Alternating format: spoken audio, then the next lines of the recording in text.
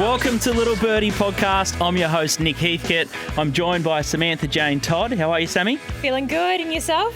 Fantastic. OB, you're back again? Good to be here. Grand final week. It's a bit different in Melbourne this time of year, but it's grand final week. Always get you up and about. Yeah, big energy today, and a special shout out to my old man. He said I was a bit flat last week, prelim final week, but it's grand final week. How can you not be up and about? SJT, you've been out on the paddleboard? Oh, of course, keeping it fresh, keeping, bit of cross-training, all that jazz. But hi there, Papa Scoot. Hope you're tuning in this week. Now, the golf courses are back open. I snuck around for a bit of a hit yesterday. It felt like Melbourne's coming back to life, and the only thing missing is the grand final. It's an interesting one. We're not talking about racing on this show. It's a sports podcast. And this is going to be our last episode before we take a little bit of a break and reset for next year. But you can catch all our action on Bet Doctor. And I guess the big story out of racing in the last 24 hours has been the state government's decision to allow owners on track for the Cox Plate. I saw it on my Twitter feed last night, and I was physically ill. I couldn't believe the contempt by the state government to even put this forward, and even Moonee Valley Racing Club to accept the offer. SJT or OB first? Couldn't agree more. And then you see, Martin Pakula today has done a bit of a Matthew Mitchum. Major backflip there, which he had to do. So, look, I was, when you can't have more than 10 or 20 people at a funeral, then you can have connections and the upper echelon of Melbourne at a racecourse, it didn't sit well with me. SJT? Look, it's definitely an image, a PR issue, that's for sure. You have to obviously say that it's not really a health issue at this point. Melbourne's got this absolutely under wraps. We've all put in a huge effort to get to where we are in terms of numbers, and such an enormous area of land which takes up the entirety of the grandstand and all of the outdoor sort of settings. You can easily facilitate a crowd safely. So it's not a safety thing, but you're absolutely right. This is a major PR issue, and it's a shame, because I don't think racing really deserves to be in the limelight in the way that it is right now, when we've all gone through so much, and racing they've done a great job. In particular have put on some incredibly high standards. I mean, we've all been through so much, but they go through even more. I mean, the amount of swab tests that all of the broadcast media guys get, the stable staff, everyone, the jockeys. Absolutely, they're getting swabbed every second day just to be at work. It's incredible, the sacrifice that they've put through. So it's upsetting to me to hear people sort of really having a crack at racing at the moment. I mean, it's understandable. It's a PR issue. But, those guys who get up at 3 a.m. to muck stables don't deserve it. Exactly. Yeah, and I think, look, you see more people around the tan at the moment than you would at the racecourse, but I just think it's a really bad look, and glad they've changed tune. It's a real howler with a 25k limit still in place. All businesses are absolutely on knees, and everyone's just at their wits' end with mental sort of health issues just on the rise day by day. But yeah, I think the quote from the racing minister was, "This will give connections the chance to see their horses compete under strict health protocols." Like, ridiculous. Beauticians and COVID-safe plan gyms can't even open, and we're 7 months into this. I just can't believe it. Anyway, on a lighter note, the Brownlow medal, it's come and gone. It was a Sunday night. I tell you what, I loved it being early. It was done and dusted by sort of 9:30 or 10 o'clock, and I didn't have the toothpicks into the eyelids to get it all done. But SJT, it really upset you. You're a fashionista. You're a food judge and a fashionista. But this is some fake news here. Give us a couple. You sent me a couple of doozies of some big faux pas, because you dress well. You're from South Yarra, but there was a couple of howlers. The Humvee. Let's start with the Hummer. Someone showed up. I won't name names, but I think we can all guess. Koch. Showed up with a ute. A red Hummer, was it? Like a red Hummer that's been converted into a ute. Oh, look, I don't know if they're a sponsor of the show, but it is the new Jeep Ute. Oh, okay. Is it? It's a new Jeep Ute. Right. Very stylish, but you're right. A little bit Not for the Brownlow. A little bit of look at me, This appeal. is a red carpet event. It's very Queensland, though, isn't it? Well, Jonathan Brown rocked up one year in a Hilux. I actually crown. prefer that. I prefer that. It was disgraceful. And what about the Cats? Joel Selwood in the tee? He wore a T-shirt to the Brownlow. Yeah, it's not on. I had a collar on sitting on the couch. And as for Tom Hawkins, look, I know there's no socks. That's fashion now, evidently, but no belt. just looked really, just a bit too casual. As for Dangerfield, let's move on. And I didn't see any of the white belt mafia, but White sneakers, though. Sneakers, Nick Nat Nui. Yeah, no. Hey? No good. This is a black tie event, guys. Dress appropriately. Sneakers are okay if you're wearing a t-shirt. Yeah. So you can't have one or the other, Sammy. Now, I thought the best dress was Marcus Bontempelli. I don't think he's got enough plaudits for that. The blue suit, three-piece suit, he looked very schmick. I think Charlotte Viney sort of got the votes for me. Jack Viney's partner, she was stunning also.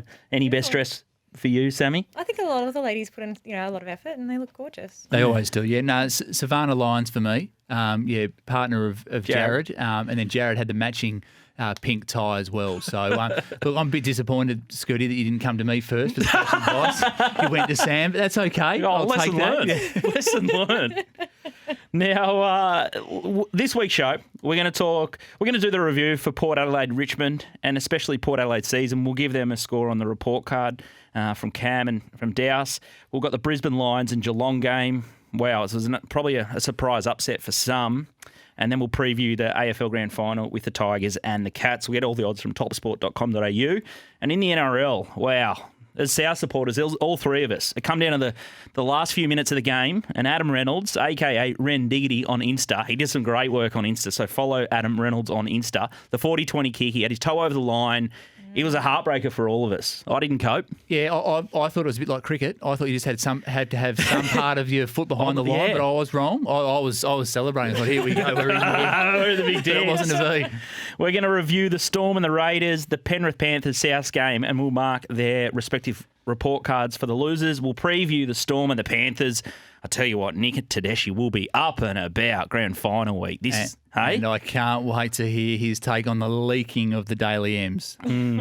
So Cox Plate this week. We'll talk about it tomorrow on Bet Doctor.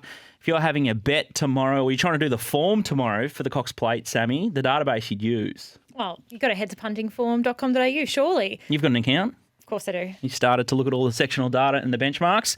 We'll take a break and then we'll talk some AFL with Dowse and Cam.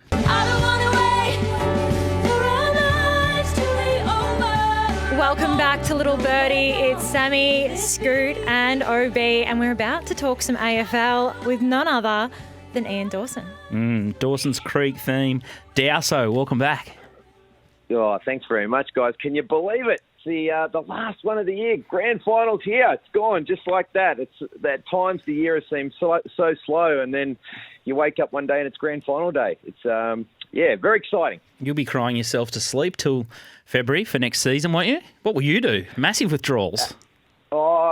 Probably over the off-season, I tend to probably follow the UFC a bit more close. I love the UFC, but I probably really drop off in the footy season. So I tend to pick that back up over the off-season. That's my other sort of passion that I follow. It doesn't surprise it's also me. good surfing. Oh, yeah, the ways. Well, yeah, if we can. That's not really my decision at the moment, unfortunately, but yeah. Now, we'll make it quick this week, but our favourite segment, one of our favourite segments is... Bad beat. That's grand and final, guys, for the last time, we only have one from the weekend, but it was a triple banger. Everyone's favourite redhead, Gary Rowan. Oh, I don't know about that. He broke the hearts of the punters on the weekend. Shot at goal after the siren. Puts it through. Gone are the 1 to 39 punters. Gone are the total points under punters. And gone the highest goal scorer, Tom Hawkins markets. And Tom kicked 2 goals, 3 as well. But Gary overhauled him on that last one. So, disappointing. Gary Rowan really hurt the punters after the siren on the weekend. OB is just in here, just shaking his head, grinding his teeth. It sounds like it. Have a listen to this. Well, I don't know why you'd have a shot. You're 40 points up, or 39 points up. You're in the grand final. Just throw the ball back to the umpire and celebrate with your teammates. He could have done that, Gary. Is it? Jog on, Gary. I don't know where he's going to jog to. Now, Anthony Van Dyke in the Caulfield Cup, the Bet Doctor boys almost declared him to win. Huey's decided to sneak and go backwards. He was 3 wide the entire. He loomed up and just very elegant held him off. That was absolutely sickening. They picked the market like a dirty nose. It was something like $6 out to $8. It crunched late. It was a massive go late, Anthony Van Dyke. And now every smart judge wants to, be on it, run of the race. But you know what? That doesn't help. I've just done my absolute life on this horse in the Caulfield Cup. So that's my bad beat for the week. But so let's go backwards before we go forwards, and let's talk about the Geelong win over Brisbane. I didn't learn much more about the Cats than I didn't already know. They're very methodical. They defence first team. They came for business and they delivered. I don't look at the stats too much, but from what I can remember, the ball didn't really enter the Brisbane forward line much in that first half, which sort of just tells you that Geelong really controlled the contest and controlled the footy. So, look, they were all business, the Cats, and they probably should have won by more. And is it a matter of, if Dangerfield and Tomahawk get on the loose a little bit, it nearly equals a Cats win every time? Yeah, they're so important, aren't they? It's probably rare that you have Toma and Dangerfield not playing well, and the Cats win. They rely on those guys to perform, and they did on the weekend. And the sickening news that's sort of coming through is Jeremy Cameron has signalled that he wants to go to Geelong. Dowson. Yeah, the old free agency stuff, is it really working? We sort of see these guys are going from, not so good and maybe middle of the road teams to better teams every year. And Hawthorn, my team, our team, Scoot, have been the beneficiary of that for some time. Then it's been the Tigers and the Cats. And, I wonder if the AFL will have a bit of a look at that. Now, looking at the other match, the prelim final, Port Adelaide Tigers, what did you make of that, Douse? I just thought it was a fantastic game of football. That was as pure contest as you get. Great finals footy. I was on the edge of my seat. And, close game. You could slice it up and analyse it. You could make a case either team could have won. But at the end of the day, the Tigers found a way to win. And I thought one thing that hasn't been spoken about much, I thought the Richmond backline was absolutely sensational. I thought that's what won them the game. Yeah, I thought the Port Adelaide midfielders didn't use the ball that well. What do you think, OB? I thought they were shut down. Yeah, and they sort of just hacked the ball forward, and that plays into Richmond's hands with Grimes and Vloshton just dropping off and taking the marks and getting in front of Dixon. Dixon wasn't that influential. Laddams was giving away 55 free kicks, so it played into Richmond's hands. And what do you think? Do you think the AFL would be a little bit heartbroken? They had the Cinderella interstate story happening up at the Gabba. They would have been cheering for Port Adelaide Brisbane, wouldn't they? Yeah, you'd think so. Interstate game, especially Brisbane up there, just to grow and sell the game at the Gabba. But they obviously didn't tell the umpires with the 6 deliberates. The state of the game and the state of the umpires. Now, grand final preview, Douse. Richmond and Geelong. I've been pretty high on the Cats for a while now, and they've had 3 really solid hit-outs in the final series, and they're very sound defensively, and they're good at controlling the ball. They've got experienced players. But I'm concerned about their ability to score. The one thing that the Tigers don't like is tall marking, leading forwards. A Max King type, a Hitwood, a McStay, McInerney, Cox, someone that can get a trot and take it at the highest point. The other thing that I'm worried about for the Cats is their leg speed. The Tigers have speed everywhere, and I reckon it's an issue. And the other thing that I'm not so sure about in a big pressure final is the chip, kick around the back under pressure in the heat of a grand final. If Rioli or Castagna can pick their pocket early, it could send the Cats into a meltdown. I actually think that this is it's going to be a classic Tiger win. I think it's close for 2, maybe 2.5 quarters. And then I think the Tiger running machine takes it away and overwhelms the Cats. So I've already got a favourable position on the Tigers for the flag, and I'm not trading any of that in, and I'll be adding some 15.5, some 24.5, and maybe even a little 40 plus for the Tigers. And a bit of a blowout type scenario. Sammy, what's the market doing? What's the money doing? Well, the market's been pretty solid. Early support for Richmond, but money for Geelong in the last 24 hours. They were laid at $2.10, and they're now into $2.05. Richmond Tigers are $1.82, and there's a line of 2.5. And looking at the total points, 117.5. What do you think it's going to be free flowing, Douse? Do you think a lot of goals, or what style of match? Yeah, if you're going to have a go at that, I was thinking about that yesterday, actually. I think the total points, if you're going to have a go, you might want to go total points under first half or conversely over in the second half. I think it's going to be quite tight early, maybe right up until half time, and then it might open up a bit after that. So I think that first half will be low scoring, but yeah, I'll be staying away from the total points. But that would be my lean if I was going to hop into total points this game. How's the flair there, OB? The under in the first half and the over. He's going to do it both ends. You know what they call that in the betting circles? The greasy pig. Getting it done at both ends. Hey, Douse? Just flaring right up for the GF. Well, there's 552 additional markets for the AFL Grand Final at topsport.com.au, so make sure that you do check those out if you wanted to have a little play around the edges. And it looks like they've got the paintbrush out, and I'm looking at their website, and it looks like a nice new lick of paint. We're going to go deep dive into the Norm Smith medal with Cam in a sec. Dowso, who's your little smoky or your tip for the Norm Smith medal? Yeah, I'll probably have a couple there, but my smoky is Vlosten. I like him across half back. He's had a good year, and I think he's at a decent price at the moment too. So that's my smoky for the Norm. Fantastic work, Dowson. A big hat tip, Douse. You've been the apprentice to Cam, but I think you've come into your own this season. You've proven your worth. You've done your apprenticeship, and I can't wait to have you back on Little Birdie next season. A big congratulations for me and Sammy and all the team here, and enjoy your grand final, and can't wait to chat after the game. No worries. Thanks, guys. It's been great. Welcome to the show, Cam Dean. Hello, guys. How are we? Yeah, grand final week. It's hard not to be just up and about. I do look forward to grand final week. The only thing about this year's, there's that no underdog to cheer. You know, like both these teams have had a lot of success in recent history, and I think it's a good betting grand final. But in terms of that, you want to cheer an underdog or you want to cheer against a team you hate. Like these teams are a bit, they've had recent history, but you don't really hate them either. You know, that's probably the only narrative of the grand final is Ablett and Dangerfield. Other than that, there's not a lot of story to talk about. As a Hawthorn supporter, I'll put it on record that I don't like the Cats. I guess we've had titanic battles in the past, and as a side note, I think they overplay their free kicks and the ducking and the diving. I think it's easy to put with Geelong. That one's not up for debate, so don't even talk. OB now. I'm gonna start a new medal on Little Birdie, the 2020 review, and what team, Cam, wins the Matt Rowell Overachiever Medal. We'll call it the Jumper Tucker Medal for the team that's overachieved for the year. Well, I think it's funny. There's not that many that have overachieved this year, but I would say it's down to two now.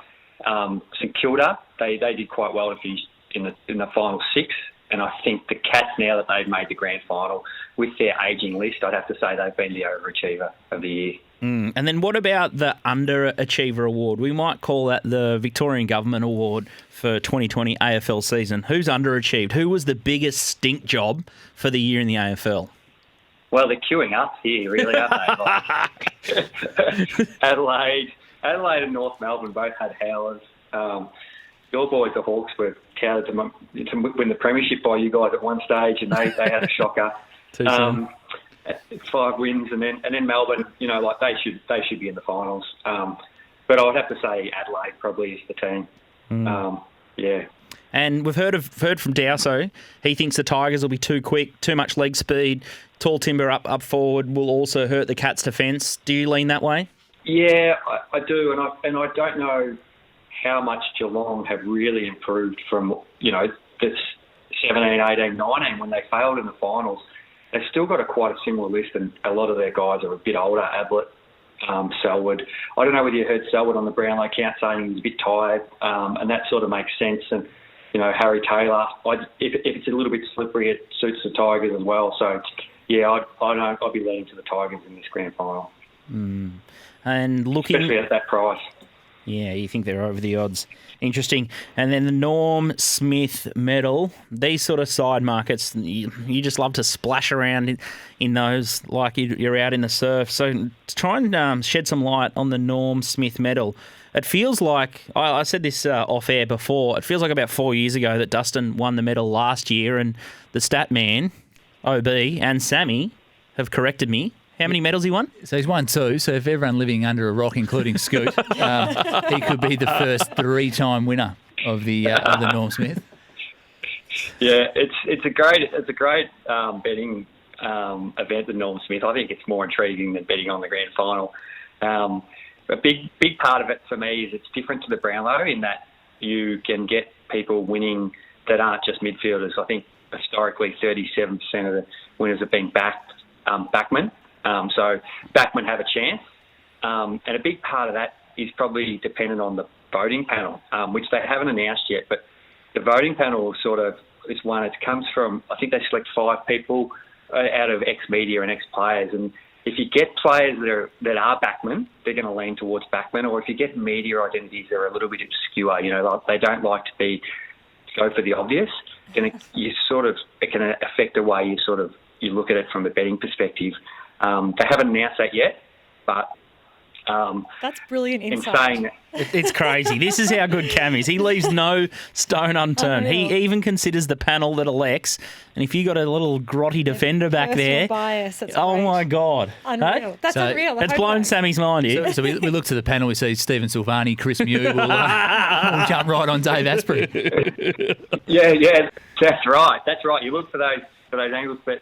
It's hard to go past Dusty. I did a imaginary best on grounds he's got in finals that he's played in the last 3 years. And the Tigers have played 11 finals and won 9. And I reckon he's been best on ground in 6 or 7 of those. So that's a ridiculous 60% of finals. And if you just go back then in that of just normal season games, he's still over 50%. So if you're going on that, his price should be around that $3 mark. $2.90, $3. So I couldn't go past Dusty as a bet for this, especially considering I like the Tigers. And then the other one would be just looking for some savers. And I think the ones I like that I've seen are probably Short. Short gets averages 18 or 19 disposals, and he's a backman.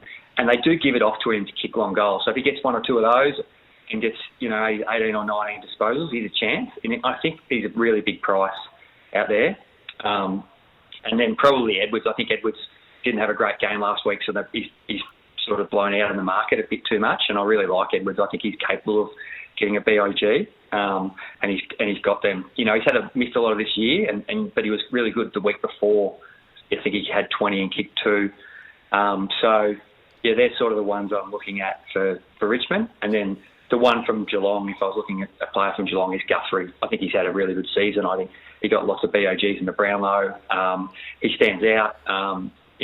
He's playing well, so he'd be the one I'll be looking at. Sammy, do you want to just run us through the top of the market for the Norm Smith medal? Sure. So Dusty's obviously the favourite there. He's $4.60, which sounds enormous after your little review there, Maria Sharapova's. Dangerfield, $6. We've got Prestia in there at $13. Hooley, $15, along with Duncan from Geelong.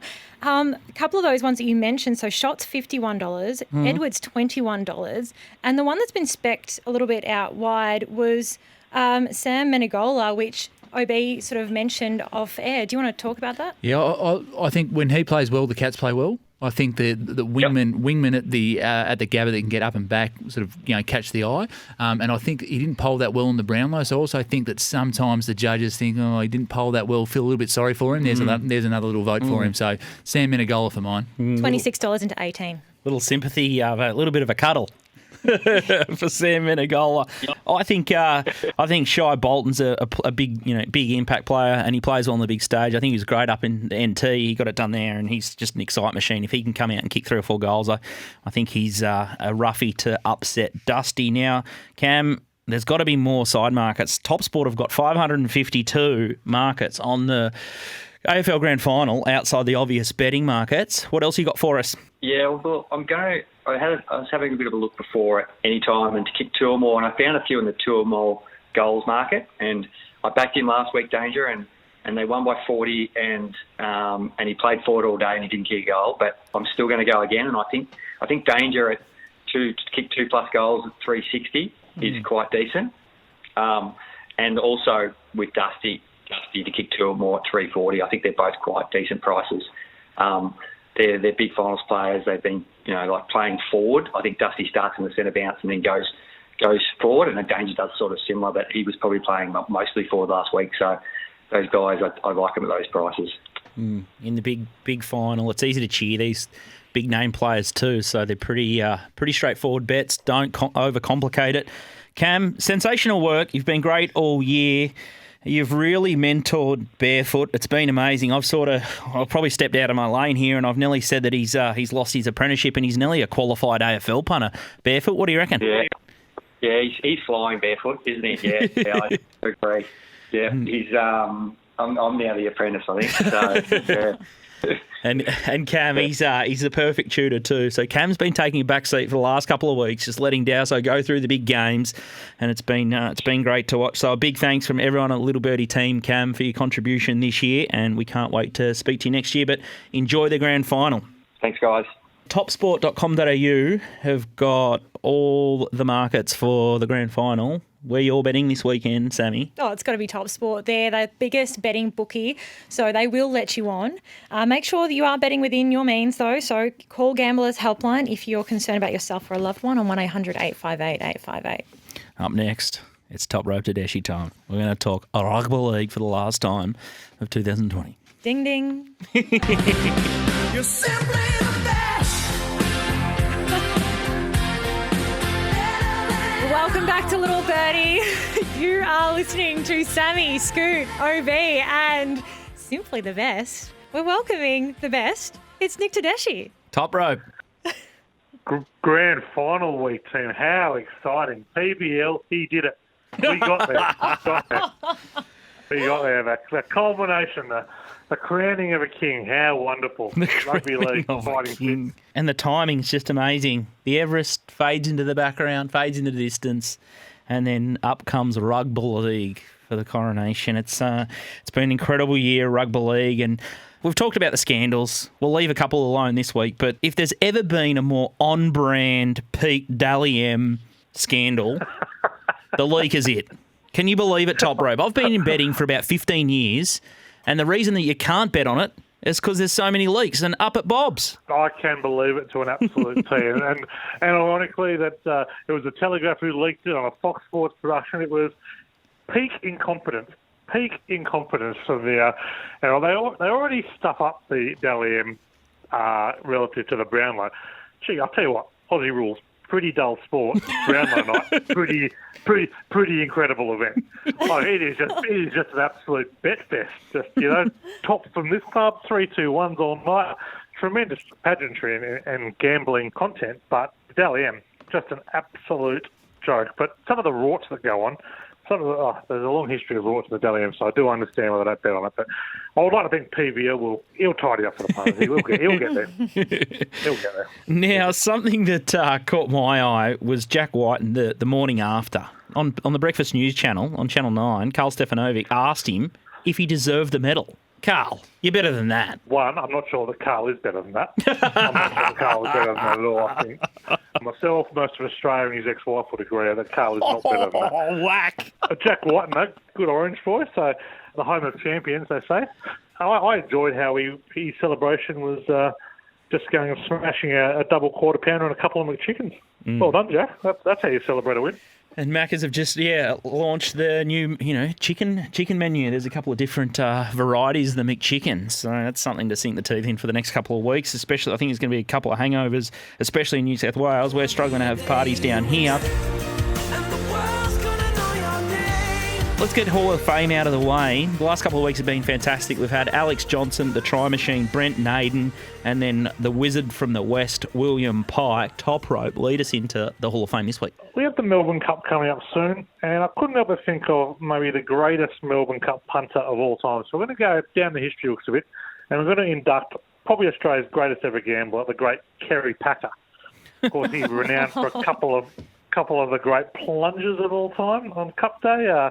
Might and Power, Jezebel, also known for a couple of decent losses. Lost 28 million quid in 1987 playing blackjack at a London casino, playing two tables, six hands at once, 6 hands each table at once. So 200,000 quid a throw. So gamble responsibly. I'll tell you what, he knew it. He had it to lose. But my favourite story was the 1987 Sydney Cup. This was a spring where he was down $19 million to Bruce McHugh, the Leviathan Sydney bookmaker. He absolutely plunged on a horse called Myocard. He was backed from 33s into a very, very short quote. Kerry Packer owned the favourite, Major Drive. Major Drive won by a nose, and his plunge failed to come off. He got beaten by his own horse in a plonk. So that's a stiff way to get beat. You win a Sydney Cup and you lose £7 million. $7 million. So it's a stiff way to go, but I appreciate it. So Kerry Packer, Australia's greatest gambler. Well, and obviously big in the news this week with his son well and truly having a fun time at the inquiry into getting a new casino licence. I'm sure the entry of Kerry into the late Kerry Packer into the Hall of Fame will soothe things in the Packer family for sure. So welcome to the Little Birdie Hall of Fame, Kerry Packer. Let's get back onto Rugby League, and the Storm have won their way over the milk into the big dance. What did you think about last week's game? How was it won? They were super impressive. They just blasted them off the field in the first 10 minutes and shut it down completely. It was peak Melbourne Storm. They were tremendous. The Raiders kind of missed the jump, and you can't miss the jump against the Storm. So they have an ability, like no other team, to play super attacking or super defensive and be equally good at both. They put on 16 points in the first 9 minutes, and it was over then because then they could just shut it down. So hugely impressive win by the Melbourne Storm. They're absolutely flying. Cameron Smith chaired off the ground. No announcement he's retiring yet. Maybe just your regular chair, end of season chair off the ground. But it was a big win for the Storm. No doubt about that. And Penrith Panthers versus the South. South, they came with their traditional wet sail, and the Adam Reynolds kick leaves us three guys in the studio. What could have been. It was an amazing bit of theatre late in the game. Oh, it sure looked like he'd pulled off one of the great 40-20s of all time. Yeah, it was a good game. At least the good thing about this week's grand final is there's only one more opportunity for me to lose betting against Penrith. So, I thought South were going to pinch at the end. I thought they were the better team in the second half. I thought it was a great game of footy. Probably just a little too much polish on Penrith in the first half. They put a lot of pressure on South with some pretty relentless kind of play through the middle. So, yeah, Penrith won a Premier's well deserving of returning to the grand final for the first time in 17 years. And South and Raiders, how did you mark their report card for the year, and what can we expect from them going forward? Raiders slightly above pass mark. They kind of got hot towards the end of the year, but as last year's runner-up, they look like they improved their roster. Probably disappointed not to going back to the grand final. I thought South were huge overachievers. I thought they were going to struggle to make the top 8. They were outside of the 8 for the first half of the year. Then got real hot towards the end of the year. I thought they performed pretty well, especially with their big buy with Sean Mitchell for the year. So I thought they passed with flying colours there. So I wouldn't be too upset if I was fans of either, but I think South definitely overachieved. But that is 3 preliminary finals in a row, no grand final for that one. So that will be a little disappointing to them. But look, they were big outsiders in each, and they've certainly probably reached their limit in each of those seasons. Sammy, Todd, what's happening in the grand final market, Storm Panthers, this Sunday? Well, Storm's had a decent go on it, $1.80 into $1.68, which is a pretty big move in a grand final. There's a lot of money at stake here. So no huge standalone bets. Melbourne Storm, as I said, $1.68. Penrith Panthers, $2.25, line of 2 points there. Top rope?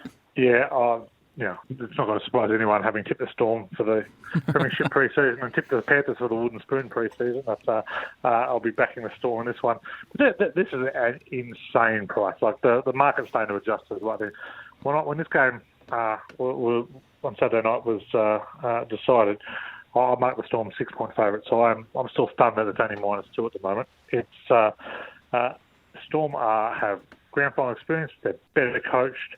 They've been 4 of the last 5 deciders. They're going to get the added motivation of Cameron Smith retiring. They've got a better back line. They've got a better forward pack. I don't really see where Penrith have a major advantage over the Storm. So I will be backing the Storm. I think they will win this comfortably. 13+ is a bet.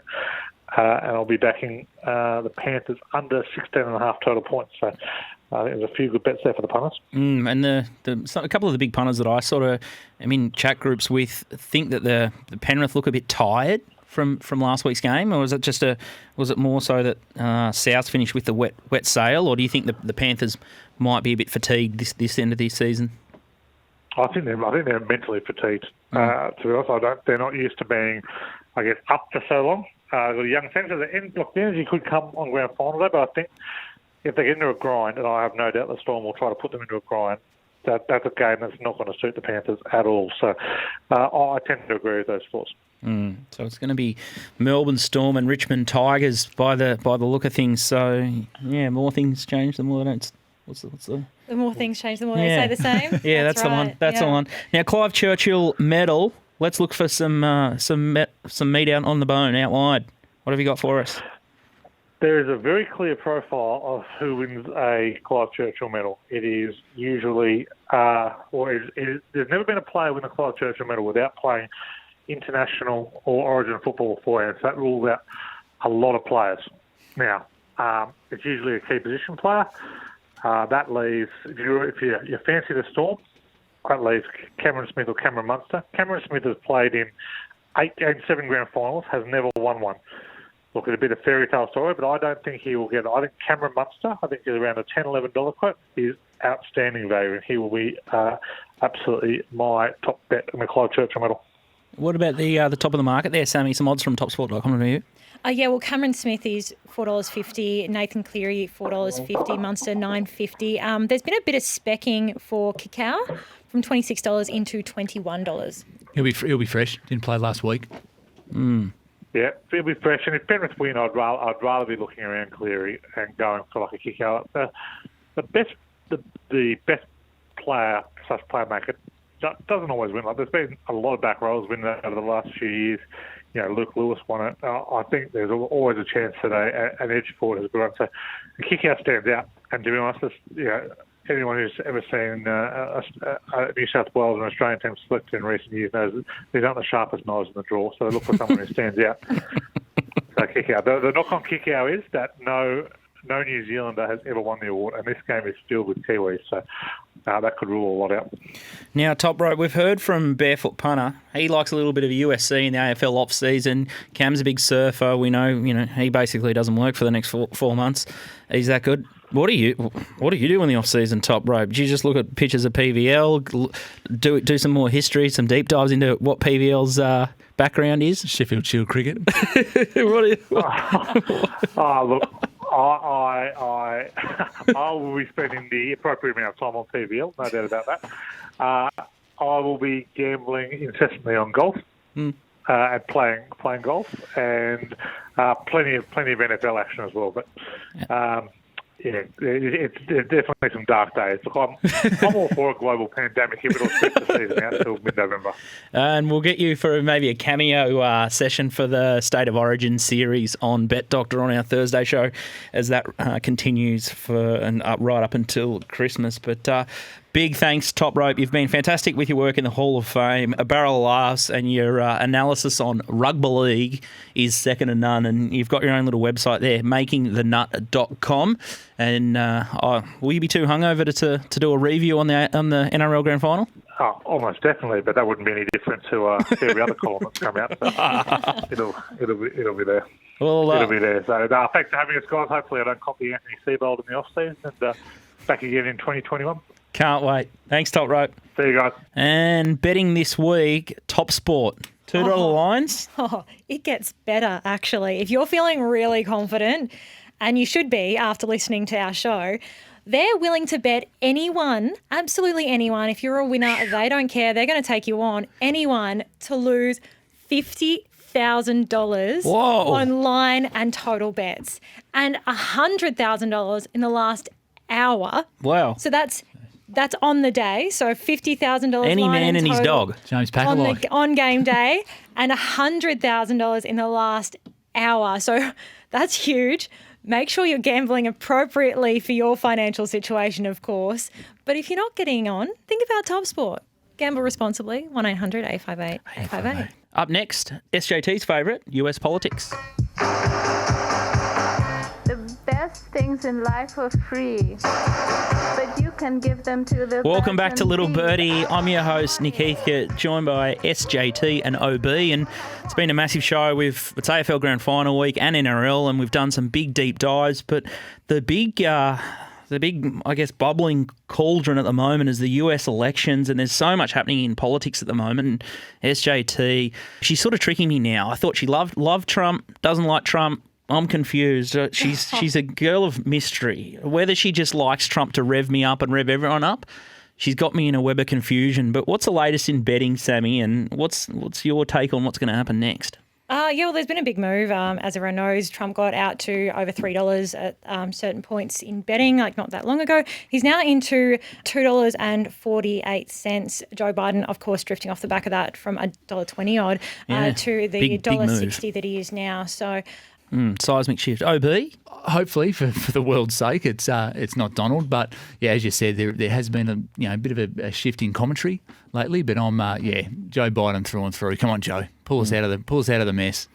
Politics is such an interesting one because you're not betting on the best candidate. You're betting on what will be voted in as the best candidate. So there's actually a degree of separation there, unlike anything else. Whereas with sports and horses, you're just trying to pick the best competitor.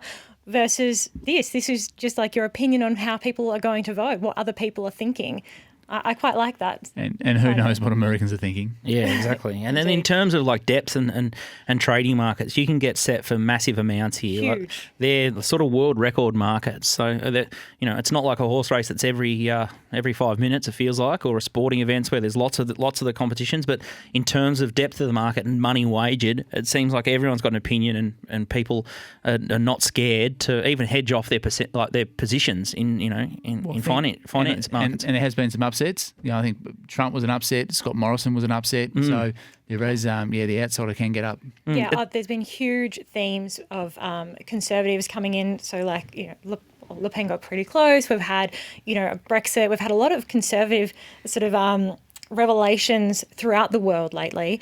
And historically, there are a few things that look towards a potential re-election of Trump here, such as, historically people lean to what's considered a stronger leader during times of crisis. You could definitely say America is in a time of crisis at this point. There's a lot going on. There's, burning of buildings and all the Black Lives Matter protests. There's huge disruption. So whether or not they'll look for something different or whether they'll go towards a Conservative Party to help lead them out, I'm tipping they're going to go towards a Conservative leader for this. Yeah, if you had asked me 3 weeks ago, I would have said Biden's immoral, but it just feels like there's a bit of a change in the wind. And if you even look at the Australian markets, there's two markets up there with TopSport which are quite interesting. And the Queensland election, you got Palaszczuk versus Deb Frecklington, and the market move there, Sammy's been remarkable. Yeah, well, it was Pickham into Palaszczuk's now $1.25. Yeah, and that's just incredible. And that suspends on the 31st of October. So the whips are cracking there. And the other really big move, and this won't surprise many, but Dan Andrews' exit date. TopSport have gone up with the market there. What's the flux there? It's a bit cheeky, isn't it? It is. So Dan Andrews to leave in 2020 was $5, and it's now into $3.90. 2021 or later is, of course, drifted off the back of that from, I think, about $1.17 to now $1.25. OB, any thoughts? Hopefully he opens a few things up and he might stay beyond 2021. He looks tired though, doesn't he? Yeah, his North Face jacket needs a wash. Needs a dry clean, probably. Now, we'll wrap up on that note. A big thanks to everyone. This is the first season of Little Birdie Podcast. We've done 30 out of 35 episodes under COVID restrictions. A big thanks to Jane, Mandy, Zach, Daniel, Hutchie, and everyone that saved us from litigation. We try and push the boundaries as much as we can, and a special thanks to all the talent, Nick Tedeschi, Cam Dean, Dowson, Adam Fraser, Snowy, all the racing guys that helped us through the COVID times when there was no sport, and all the pro gamblers that have contributed to the show. SJT, thanks for sticking by me, and OB, welcome to the show. And it's great that we can sort of touch on the pro gambler stories and challenge sort of similar certain narratives out there. We're about promoting people to be able to get on and have a fair go in punting, and TopSport provide that for punters. They give punters an avenue to get on, so we thank them as our major sponsor, and Punting Form, of course, for their support. They're great contributors to the wagering industry, and they support us all. So if you want more of us, Thursday show, Bet Doctor is where you'll find us. But thanks, and we'll be back next year. To keep my hands on myself.